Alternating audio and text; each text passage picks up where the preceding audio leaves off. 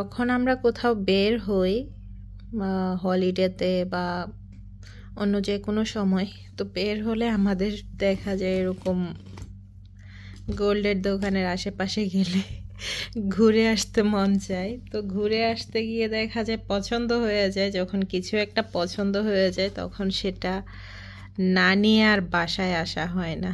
Hey guys, আসসালামু আলাইকুম। কেমন আছেন সবাই? আশা করছি সবাই খুব ভালো আছেন। আলহামদুলিল্লাহ, আমরাও ভালো আছি। তো আজও হচ্ছে আমরা ঘুরতে ঘুরতে যখন গোল্ড সোকে গেলাম, তো গোল্ড সোক থেকে স্কাই জুয়েলার্সে ঢুকলাম অ্যান্ড স্কাই জুয়েলার্স থেকে কী নিলাম সেটা একটু দেখেন। এই যে এটা হচ্ছে কানের দুল বা ইয়ার টপস।